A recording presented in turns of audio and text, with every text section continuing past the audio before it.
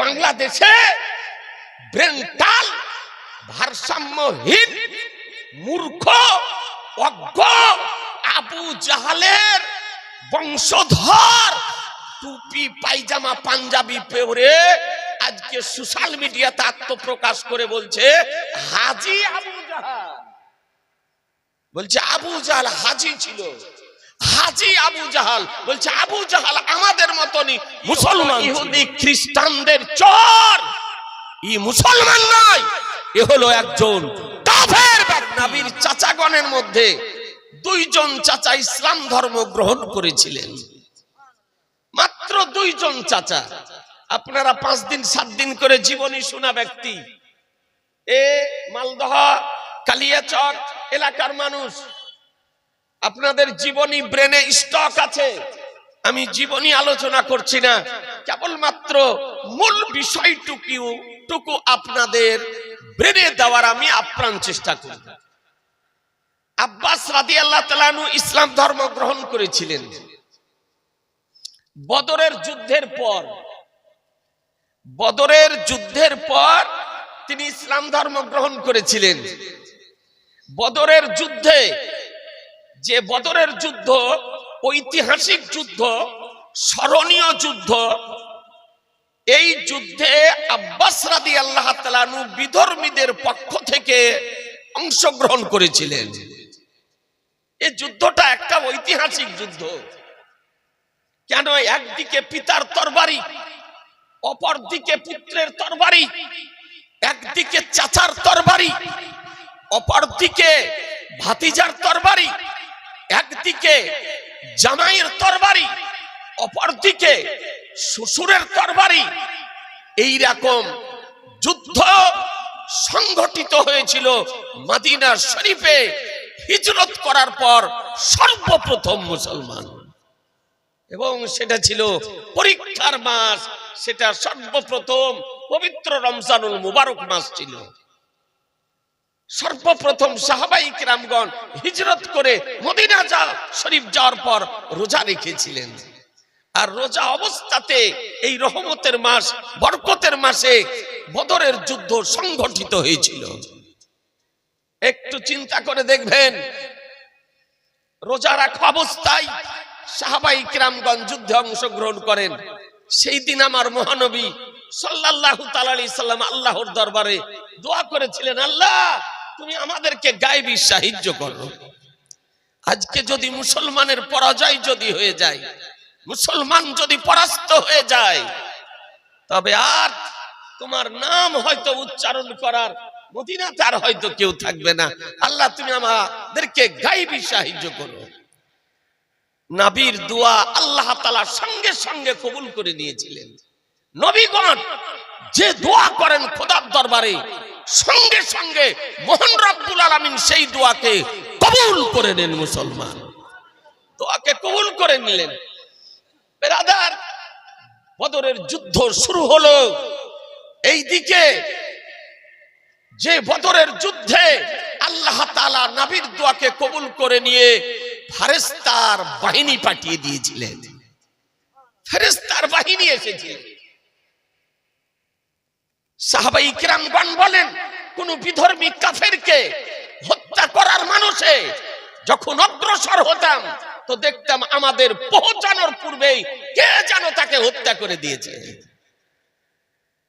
যে যুদ্ধে ফেরেশতা এসেছিলেন অংশগ্রহণ করতে, এমনকি জিবরাইল আলাইহিস সালাম পর্যন্ত এসেছিলেন, সাইয়্যিদুল মালায়েকা।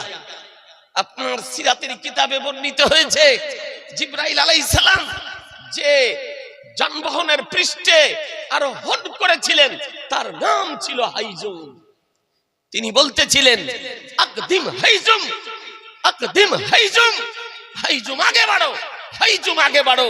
জিবরাইল আলাইহিস সালাম স্বয়ং তরবারি চালিয়েছিলেন বদরের যুদ্ধে মুসলমান। এই যুদ্ধে আব্বাস রাদিয়াল্লাহু তাআলা আনহু তিনি বিধর্মীর পক্ষে ছিলেন। আমার দয়ার নবী, মায়ার নবী সাল্লাল্লাহু তাআলা আলাইহি সাল্লাম যুদ্ধের শেষে আপনার যে সমস্ত বিধর্মীদেরকে অ্যারেস্ট করা হলো, তাদেরকে সসম্মানে মদিনা শরীফ নিয়ে আসা হলো। মদিনা শরীফ নিয়ে এসে রাখা হলো। আর যারা মারা যাওয়ার তারা তো বিধর্মী মারা গেল। ওই যুদ্ধেই আবু জাহাল মারা গিয়েছিল। ওই যুদ্ধে ওকে কলার গাছ কাটা করে আপনার কেটেছিল দুইজন নাবালক সন্তান, দুইজন নাবালক ছেলেতে। ওই বদরের যুদ্ধে আপনি হজে যদি যান, উমরাতে যদি যান, তো বদরের যুদ্ধের এখনো গর্ত দেখতে পাবেন, যে গর্তে আবু জাহালকে নিক্ষেপ করা হয়েছিল। মুসলমান মানুষ রাগ সামাল দিতে পারে না, ও তো গাড্ডার গর্তে আছে, তবুও না হলে একটা পাথর উঠিয়ে ওতে চালায়। জি, জামান নাবির দুশমন ছিল, পাকা কাফির ছিল। আর এই বাংলাদেশে ব্রেনটাল, ভারসাম্যহীন, মূর্খ, অজ্ঞ আবু জাহালের বংশধর টুপি পায়জামা পাঞ্জাবি পরে আজকে সোশ্যাল মিডিয়াতে আত্মপ্রকাশ করে বলছে হাজি আবু জাহাল। বলছে আবু জাহাল হাজি ছিল, হাজি আবু জাহাল। বলছে আবু জাহাল আমাদের মতনই মুসলমান ছিল। নাউজুবিল্লাহ বলা যাবে না? একটু জোরে বলুন না। টুপি পরে আছে, পায়জামা পরে আছে, পাঞ্জাবি পরে আছে, কোরআন শরীফ পড়তেছে, হাদিসও বলতেছে, আর বলতেছে আমাদের মতন আবু জাহাল মুসলমান ছিল। হাজি আবু জাহাল, বলুনি মুসলমান না আবু জাহালের বংশধর? জোরে বলতে হবে যে জি, ই হলো ইহুদি খ্রিস্টানদের চর, ই মুসলমান নয়, এ হলো একজন কাফের ব্যক্তি। কেউ যদি কোন কাফেরের কুফর জানার পর তাকে যদি মুসলমান মনে করে, শরীয়তের ল বলে, শরীয়তের কানুন বলে, শরীয়তের সংবিধান বলে, সে ব্যক্তি কাফের হবে। এইরকমই কোন মুসলমানকে যদি কোন ব্যক্তি কাফের যদি বলে, আর সে যদি কাফের না হয়, তবে সে নিজে কাফের হবে। তো গোটা সারা পৃথিবী জানে যে আবু জাহাল কাফের ছিল। জি, জানেন না? আর এই আবু জাহালকে বলছে আমাদের মতন মুসলমান, হাজি আবু জাহাল। এ বেরাদার, তো আমার নবী পাক সাহেবে লাউলাক সাল্লাল্লাহু তাআলা আলাইহি সাল্লাম এই বিধর্মীদেরকে অ্যারেস্ট করে নিয়ে আসলেন, মদিনা শরীফে রাখলেন। ভালো করে শুনুন, খুব গভীর রাত্রি। তো আমার রহমতুল লিল আলামিন নবী উমারে ফারুককে ডাকলেন। উমারে ফারুককে ডাকার পর বলেন, উমার, যাদেরকে অ্যারেস্ট করে নিয়ে আসা হয়েছে মদিনা শরীফে বদরের যুদ্ধ থেকে, এদেরকে কি করতে হবে বলো, কি করা দরকার? তো আমিরুল মুমিনিন উমারে ফারুক রাদিয়াল্লাহু তাআলা বলছে, ইয়া রাসূলুল্লাহ, জীবনের লাইফের প্রথমে রোজা রেখে বদরের যুদ্ধে যুদ্ধ করেছি, একজনকে ছাড়া হবে না, একে প্রকাশ্য দিবালোকে মদিনার মাটিতে হত্যা করা হবে। যে যার আত্মীয় হয় সে তাকে জবাই করবে, হত্যা করবে মদিনার মাটিতে, একজনকে ছাড়া হবে না। উমার, ও উমারে ফারুক হক ও বাতিলের পার্থক্যকারী। জি, হক ও বাতিলের পার্থক্যকারী ছিলেন উমার। উমার রাদিয়াল্লাহু তাআলা এমন জালালি ছিলেন। এ বেরাদার ইসলাম তার হিস্ট্রিতে লিখতেছে বিশুদ্ধ সনদে যে উমারে ফারুক রাদিয়াল্লাহু তাআলা আনহু তিনি যখন আপনার রাস্তায় চলতেন, সকাল বেলায় একবার, তো সন্ধ্যা পর্যন্ত ওই রাস্তাতে শয়তান যেত না। শয়তানের কলিজা পর্যন্ত কেঁপে যেত, বলতো যে এই রাস্তায় যাব না। বলে কেন? বলে সকাল বেলায় উমারে ফারুক গিয়েছে, তার নাম হলো উমারে ফারুক। বৌমারে ফারুক তার সময়কালে পাহাড়ি যদি আগুন লেগে যেত, আর হযরত উমারে ফারুকের ব্যবহারকৃত চাদরকে যদি পতাকার ন্যায় দেখিয়ে দেওয়া হতো, সঙ্গে সঙ্গে পাহাড়ি আগুন নিস্তব্ধ হয়ে যেত। তার নাম উমারে ফারুক।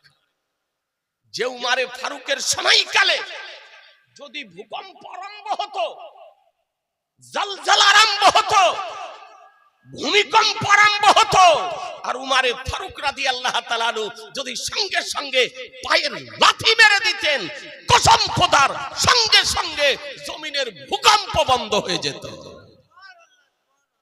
বউ মারে ফারুক রাদিয়াল্লাহু তাআলা আনহু বলছেন, ইয়া রাসূলুল্লাহ, ছাড়া হবে না, যে যার আত্মীয় হয় সে তাকে হত্যা করবে।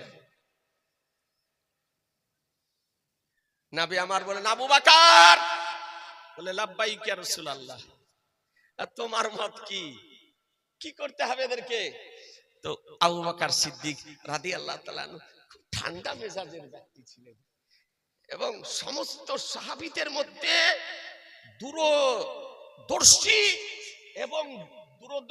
দূরদর্শী এবং একজন বিজ্ঞ শীর্ষস্থানের জ্ঞানী ছিলেন সাহাবীদের মধ্যে। এই জন্য তো প্রথম খলিফা নির্বাচিত হয়েছেন। জি, তো নবী আমার ডাকলেন, তো বলে আবু বকর কি করতে হবে? তো বলছে, ইয়া রাসূলুল্লাহ, এদেরকে হত্যা না করে এক কাজ করুন। বলে কি? বলে এরা যে যেমন কোয়ালিটির ব্যক্তি, যে যেমন পজিশনের ব্যক্তি, যার যেমন আর্থিক অবস্থা, তার জন্য অর্থ বরাদ্দ করে দেন, অর্থ বিনিময়ে তাদেরকে ছেড়ে দেন। আর যদি অর্থ পরিশোধ করতে না পারে, অর্থ দিতে না পারে, তবে সে ব্যক্তি আনসারীদের ছেলেদেরকে লেখাপড়া শিখিয়ে দিবে। আজ আমাদের সরকার বাহাদুর সার্বিক সাক্ষরতার আন্দোলন চালাতেছেন, কিন্তু সেই বর্বরতার যুগে, আইয়ামে জাহিলিয়াতের যুগে, অন্ধকারের যুগে আমার শাহনশাহে জি বেকার, মাদানী কে তাজদার, আহমদে মুখতার, নবী কা সরদার, দোনো জাহানের মালিক ও মুখতার মদিনার ধরতি থেকে সার্বিক সাক্ষরতার আন্দোলন চালিয়েছিলেন মুসলমান। শিক্ষার কি গুরুত্ব তা জগৎবাসীকে নবী আমার বুঝিয়েছিলেন। শিক্ষা সম্পর্কে যে অমীয় বাণী, গুরুত্বপূর্ণ বাণী নবী আমার রেখে গিয়েছেন, এই রকম শিক্ষা সম্পর্কে বাণী পৃথিবীর অন্য কোন ব্যক্তি বলেন। আবু বকর সিদ্দিক তো সাহাবীদেরকে আমার নবী ডাকলেন, বলে দেখো উমর, তুমিও শোনো, আজকে আবু বকরের সিদ্ধান্তটাকে আমি প্রাধান্য দিলাম। অর্থাৎ আবু বকর যে সিদ্ধান্তটা পেশ করলো, এই সিদ্ধান্তটাকে প্রাধান্য দিলাম। অর্থাৎ হত্যা করা হবে না, যে যেমন কোয়ালিটির ব্যক্তি তার জন্য অর্থ বরাদ্দ করে দিতেছি, তারা অর্থ দিয়ে চলে যাবে। আর যাদের অর্থ দেওয়ার ক্ষমতা নেই, তারা আনসারী ছেলেদেরকে লেখাপড়া শিখিয়ে দিবে। এভাবে যেতেছিল আপনার। এই গ্রেফতার যাদেরকে করে আনা হয়েছিল, তার মধ্যে ছিল আব্বাস রাদিয়াল্লাহু তাআলা, নবী পাকের আপন চাচা। তো ধীরে ধীরে আপনার সব চলে যেতেছে। আমার দয়ার নবী, মায়ের নবী, রহমতের নবী বলেন, চাচা, আপনার জন্য যে অর্থ বরাদ্দ করা হয়েছে, আপনি অর্থটা পরিশোধ করে দিয়ে চলে যান। চাচি অপেক্ষা করছে বাড়িতে, বাড়িতে চাচি অপেক্ষা করতেছে। হযরত আব্বাস রাদিয়াল্লাহু তাআলা স্ত্রীর নাম ছিলেন হযরত উম্মুল ফজল রাদিয়াল্লাহু তাআলা। অর্থ দেন। তো বলছে, আমি অর্থ দিতে পারবো না, অর্থ আমি দিতে পারবো না। বলে, চাচা অর্থ নাই? বলে, না অর্থ নাই। বলে, চাচা বাড়িতে? বলে, বাড়িতেও নেই। আপনি রাখতে হয় রাখেন, আমি অর্থ দিতে পারবো না। আমার গায়েবের সংবাদদাতা পয়গম্বর, ভবিষ্যতের সংবাদদাতা পয়গম্বর নবী আমার বলছেন, চাচা, বদরের যুদ্ধে আসার আগা রাত্রে, নির্জন রাত্রিকালে আমার চাচিকে নিয়ে বাড়ির আঙিনাতে গর্ত খনন করে যে সোনাটা দাফন করে এসেছেন, সেটা কি হলো? সুবহানাল্লাহ বলা যাবে না? একটু জোরে বলেন না। আজকে এ বিভ্রান্ত সৃষ্টিকারী, ভ্রান্ত মতবাদ পোষণকারীগণ বলতেছে নবী গায়েব জানেন না, নবী ইলমে গায়েব জানেন না। বিরাদার, একটু চিন্তা করে দেখবেন, হযরত আব্বাস রাদিয়াল্লাহু তাআলা আনহুর মূল জায়গাতে আমার নবী আজকে হাত দিয়েছেন। বলে, চাচা, ওই সোনাটা কি হলো যেটা দাফন করে এসেছেন। হযরত আব্বাস রাদিয়াল্লাহু তাআলা আনহু আশ্চর্য হয়ে গেলেন যে আজকে সোনা যে বাড়িতে আগিনা খনন করে দাফন করে এসেছি, ছেলে জানে না, মেয়ে জানে না, কেবলমাত্র আমি জানি আর আমার বিবি জানে, তাছাড়া পৃথিবীর কেউ জানে না। কিন্তু নবী কেমন করে জানলেন? এ বেরাদার, এই জন্য তো কোরআন বলে ওয়াল্লামাকা ওয়ালাম তাকুন তালাম, বলে হাবিব আপনি যা কিছু জানেন না আপনাকে সব শিখিয়ে দিয়েছি, আপনাকে সব শিখিয়ে দিয়েছি। এ বেরাদার, নবী কার নাম? যে নবী নিজ গৃহ থেকে আব্বাস রাদিয়াল্লাহু তাআলা আনহু গর্ত খনন করা দর্শন করতেছেন, গর্ত খনন করে সোনা দাফন করতেছেন, তা দর্শন করতেছেন। এই জন্য তো শরীয়তের বিধান বলে যে নবী রাতেও যেমন দেখেন, দিনেও তেমন দেখেন, নিকটেও যেমন দেখেন, দূরেও তেমন দেখেন, মাটির উপরে যেমন দেখেন, মাটির নিচেও তেমন দেখেন, আগে যেমন দেখেন, পিছনেও তেমন দেখেন, ডানে যেমন দেখেন, বামেও তেমন দেখেন। জানাবি মুস্তাফা সপ্তম জমিন থেকে লোহে কলম পর্যন্ত কসম খোদার একই রকম দর্শন করেন মুসলমান। নবী একই রকম দর্শন করেন। এই জন্য নবী আমার বলেন ইন্নী আরা ওয়ালা তারা, ইন্নী আরা ওয়ালা তারাউন, আমি যা দর্শন করি পৃথিবীতে কেউ দর্শন করে না। এ বেরাদার, এই নবীকে দর্শন শক্তি কে দিয়েছেন? জোরে বলতে হবে, কে দিয়েছেন? আল্লাহ। তুই মোল্লার আপত্তি হবে কেন? ই মোল্লার তো পেটে ব্যথা হওয়ার কথা নয়, এ বিশেষত্ব নবীকে আল্লাহ দিয়েছেন। এ বেরাদার, যা পৃথিবীতে আর দ্বিতীয় কাউকে দেওয়া হয়নি। নবী আমার বলেন যে আমি যা দর্শন করি পৃথিবীতে কেউ দর্শন করে না। এ বেরাদার, পৃথিবীতে বহু দর্শন করার দৃষ্টি আছে, চোখ আছে। আমরা ছাড়ি পৃথিবীর বুকে মানব দেখতে পাই, পৃথিবীর বুকে দানব দেখতে পাই, পৃথিবীর বুকে জিন দেখতে পাই, পৃথিবীর বুকে ফেরেশতা দেখতে পাই, পৃথিবীর বুকে জিবরাইল মিকাইল দেখতে পাই, পৃথিবীর বুকে ইসরাইল ইসরাফিল আলাইহিমুস সালাম দেখতে পাই, পৃথিবীর বুকে মুনকার ও নাকির দেখতে পাই, পৃথিবীর বুকে কিরামান কাতিবিন দেখতে পাই। কিন্তু নবী বলতেছেন আমি যা দর্শন করি পৃথিবীতে কেউ দর্শন করে না। তাহলে বোঝা গেল নবী যা দেখেন কোন মানব দেখতে পাই না, নবী যা দেখেন কোন জিন দেখতে পাই না, নবী যা দেখেন কোন ফেরেশতা দেখতে পাই না, নবী যা দেখেন জিবরাইল দেখতে পাই না, নবী যা দেখেন মিকাইল দেখতে পাই না, নবী যা দেখেন ইসরাইল দেখতে পাই না, নবী যা দেখেন ইসরাফিল আলাইহিস সালাম দেখতে পাই না, নবী যা দেখেন মুনকার নাকির দেখতে পাই না, নবী যা দেখেন কিরামান কাতিবিন দেখতে পাই না। মুসলমান, এ নবীর হলো বিশেষত্ব।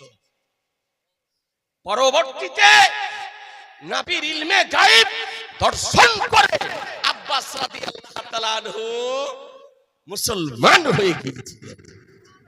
জি, মুসলমান হয়ে গিয়েছিলেন। নবীর আপন চাচা, আর একজন নবীর আপন চাচা মুসলমান হয়েছিলেন, তার নাম হযরত আমিরে হামজা রাদিয়াল্লাহু তাআলা আনহু।